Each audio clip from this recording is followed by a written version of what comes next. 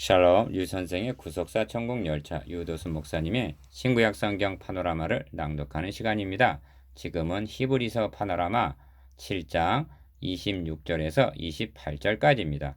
본단원의 도표 해설, 본단원의 중심점은 우리에게 합당한 대제사장이라는 데 있습니다.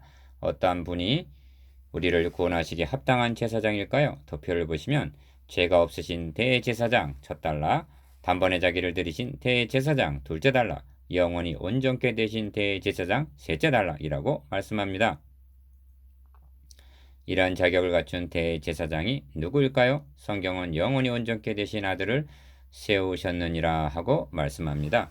우리에게 합당한 대제사장. 이러한 대제사장은 우리에게 합당하니 거룩하고 악이 없고 더러움이 없고 죄인에게서 떠나 계시고 하늘보다 높이 되신 자라. 저가 저 제사장들이 먼저 자기 죄를 위하여 다음에 자기 죄를 위하고 다음에 백성의 죄를 위하여 날마다 제사 드리는 것과 같이 할 필요가 없으니 이는 저가 단번에 자기를 드려 이루셨음이니라. 율법은 약점을 가진 사람들을 제사장으로 세웠거니와 율법 위에 하신 맹세의 말씀은 영원히 온전케 되신 아들을 세우셨느니라. 히브리서 7장 26절에서 28절. 본단어는 7장의 결론 부분입니다. 이러한 대제사장은 우리에게 합당하다고 말씀합니다. 이러한 대제사장이란 좁게는 7장 1절에서 25절까지에서 설명한 내용을 가리키고 넓게는 1장에서 7장에 걸쳐 논증한 것을 의미한다겠습니다. 그러므로 본문 7장 26절에서 28절까지는 이제까지 논증에 대한 요약이라 할 수가 있습니다. 큰일, 죄가 없으신 대제사장. 작은일, 이러한 대제사장은 우리에게 합당하니 거룩하고 악이 없고 더러움이 없고 죄인에게서 떠나 계시고 하늘보다 높이 되신 자라 합니다. 26절 기억. 그리스도께서 합당한 대제사장이신 덕목으로 첫째로 꼽는 적합성은 거룩하고 악이 없고 더러움이 없고 죄인에게서 떠나 계시고 하늘보다 높이 되신 자라 합니다. 26절 한마디로 죄가 없으신 대제사장이시라는 점을 꼽고 있습니다. 레위 계통의 대제사장은 가 먼저 자기 죄를 위하고 나 다음에 백성의 죄를 위하여 27절 상반절 제사를 드렸습니다. 레위기 16장 6절 제사장이란 이름이 말해주듯이 백성의 죄를 위하여 제사 드리기 위해서 세움을 입은 자입니다. 그런데 자기 자신도 죄인이니 어찌 합당한 제사장의 자격자라 말할 수가 있겠습니까? 그런 제사장은 합당한 대제사장이 세움받기까지 잠정적으로 이 직무를 수행한 예표적인 인물이었던 것입니다. 니은 뒤에 가서 살펴보겠습니다만 그들은 짐승으로 제물을 삼아 드렸습니다. 제사제도란 죄값은 사망이라 하신 하나님의 금령을 철회하실 수가 없으셔서 드려지게 된 것입니다. 그런데 짐승 자체가 불완전할 뿐만 아니라 어찌 짐승이 인간의 죄를 대속할 수가 있단 말입니까? 디귿. 그러므로 구약의 제사 제도는 하나님께서 예비해 놓으신 한 몸 사람이 드려지기까지 상징적으로 마련된 제도였던 것입니다. 이런 맥락에서 레위 계통은 가 제사장도 불완전했고 나 제물도 불완전한 합당치 못한 것이었으나 거룩하고 악이 없고 더러움이 없고 죄인에게서 떠나 계시고 하늘보다 높이 되신 26절 멜기세덱의 반차 곧 유다 지파로 오신 별다른 대제사장이신 예수 그리스도만이 우리에게 합당한 대제사장이라는 말씀입니다. 크니 단번에 자기를 드린 대제사장, 작으니 저가 저 대제사장들이 먼저 자기 죄를 위하고 다음에 백성의 죄를 위하여 날마다 제사 드린 것과 같이 할 필요가 없으니 이는 저가 단번에 자기를 드려 이루셨음이니라. 27절 기억. 두 번째로 합당한 점으로는 단번에 드려 주셨음을 꼽고 있습니다. 구약의 제사가 반복적으로 드려진 데 반하여 우리에게 합당한 대제사장은 단번으로 성취하셨다는 말씀입니다. 단번이라는 단어는 히브리서의 핵심 단어 중 하나입니다. 본문을 시작으로 가 단번에 성소에 들어가셨느니라 9장 12절 나 자기를 단번에 제사로 드려 9장 26절 다 많은 사람의 죄를 담당하시려고 단번에 들이신 바 되었다 말씀합니다. 9장 28절 라 10장 2절과 10장 10절에서도 단번에 드려주셨음을 강조하고 있습니다. 구약의 제사가 반복적으로 드려졌다는 것은 그 제사로는 하나님의 공의, 죄값은 사망이라 선고하신 그 공의를 충족시켜드리지 못했음을 의미합니다. 또한 반복적으로 드렸다는 것은 나아오는 자들을 온전케 할 수 없음을 말해줍니다.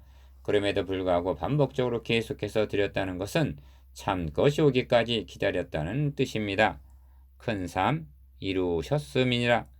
작은 삶 세 번째 합당한 점으로 단번에 드려주시되 자기를 드려 이루셨음이니라 하고 27절 하반절 자기를 드렸다는 점과 이루심 즉 완성하셨다는 점을 들고 있습니다.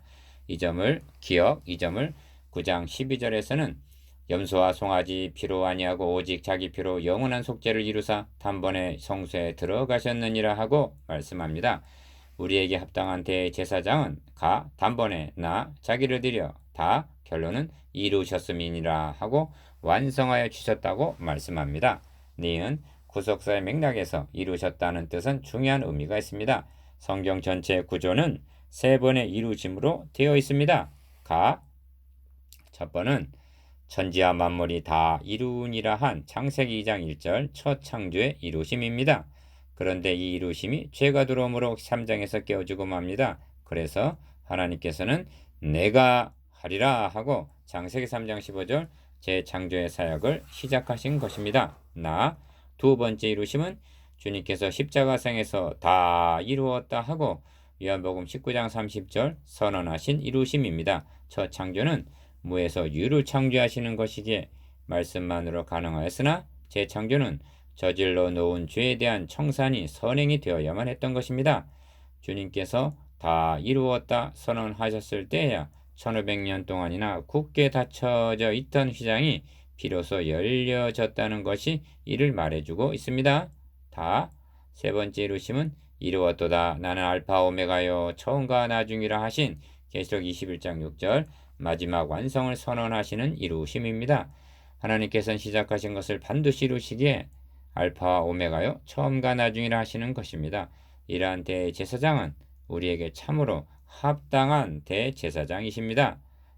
큰 사 영원히 온전케 되신 대제사장. 작은 사 율법은 약점을 가진 사람들을 제사장으로 세웠거니와 율법 후에 하신 맹세의 말씀은 영원히 온전케 되신 아들을 세우셨느니라. 28절 네 번째 합당한 점으로 영원히 온전케 되신 아들을 세우셨다는 점입니다. 28절 이는 약점을 가진 사람과 온전하신 하나님의 아들의 대조입니다. 이 점에서 주목해야 할 점은 영원히 온전케 되신이라는 표현입니다. 그냥 아들을 세우셨느니라 하지 않고 어찌하여 영원히 온전케 되신이란 수식어를 말씀하고 있을까요? 니은 되신이란 어떤 과정을 거쳤음을 나타냅니다. 예수 그리스도께서는 그냥 우리의 대제사장이 되신 것이 아닙니다. 그렇게 하셨다면 그분은 우리의 대제사장이 되실 수도 없거니와 더구나 합당한 대제사장은 아닌 것입니다. 대제사장이란 죄로 말미암아 하나님 앞에 나아갈 수 없는 인간을 대신하여 하나님 앞에 나아가 대신 제사를 드려주는 대표인 것입니다. 그러므로 우리의 대제사장이 되기 위해서는 첫 번째 조건이 인간이어야만 했습니다. 그래서 하나님의 아들은 천사들보다 잠깐 동안 못하게 하심을 입은 자가 되셨습니다. 2장 9절 두 번째 조건은 우리와 똑같은 사람이로되 죄가 없어야만 했습니다. 4장 15절 셋째는 우리 연약함을 체휼하신 분이어야 했습니다. 그래야만 우리를 도우실 수가 있고 4장 16절 우리를 용납하실 수가 있기 때문입니다. 5장 2절 네 번째로 대제사장마다 예물과 제사 드림을 위하여 세운 자니 이러므로 저도 무슨 드릴 것이 있어야 한다는 것입니다. 8장 3절 다섯 번째로 결정적인 자격은 죽음의 고난 받으심을 인하여 영광과 존귀로 관쓰신 예수 2장 9절 즉 대신 죽으신 것이 끝이 아니라 다시 살아나셔서 이제도 영원한 제사장으로 계셔야 한다는 점입니다. 우리에게 있는 대제사장은 이러한 조건을 다 구비하신 분입니다. 그래서 영원히 온전케 대신이라고 말씀하는 것입니다. 이 점을 5장 8절에서 9절까지 해서 그가 아들이시라도 받으신 고난으로 순종함을 배워서 온전하게 되었은즉 하고 말씀하는 것입니다. 그러므로 예수 그리스도는 완전한 대제사장이셨으며 완전한 제물이셨습니다. 하늘에 있는 참 성소에서 항상 살아서 우리를 위하여 간구하시는 분이십니다. 25절 이것이 영원히 온전케 되셨다는 뜻입니다. 7장 28절 5장 9절 이러한 대제사장은 참으로 우리에게 합당한 대제사장이십니다. 디귿 마지막으로 아들을 세우셨다는데 누가 그랬다는 것입니까? 오직 하나님이 우리를 사랑하사 우리 죄를 위하여 화목제로 그 아들을 보내셨음이니라. 요한일서 4장 10절 보내신 것만이 아니라 이 예수를 하나님이 그의 피로 인하여 믿음으로 말미암는 화목제물로 세우셨으니. 로마서 3장 25절 자기 아들을 영원히 온전한 우리의 대제사장과 제물로 세우신 분은 하나님이셨습니다. 자기 아들을 아끼지 아니하시고 우리 모든 사람을 위하여 내어주신 이는 로마서 8장 32절 하나님 아버지 자신이셨습니다. 적용 7장에서 우리들에게 중요하게 적용되는 말씀은 이러한 대제사장은 우리에게 합당하니 한 26절 합당이라는 말씀입니다.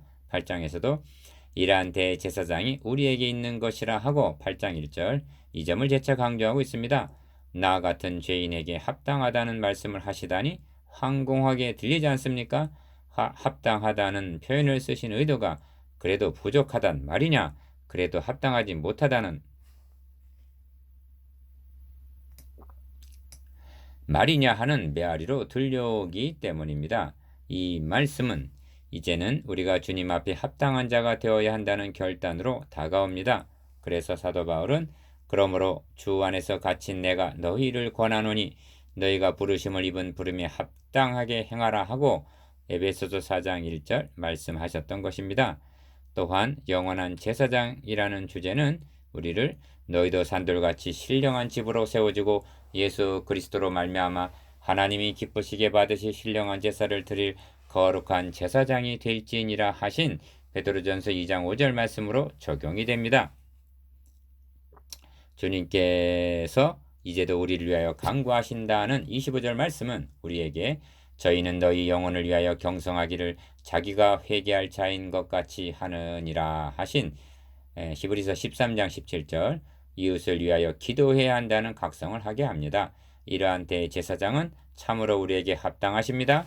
우리들도 그런 대제사장에게 합당한 성도가 되어야 하겠습니다. 나누어 봅시다. 1. 우리에게 합당한 대제사장은 어떠한 분이십니까? 2. 합당한 대제사장이 되기 위한 조건들이 무엇입니까? 3. 자기를 단번에 이루심에 대하여 나누어 봅시다.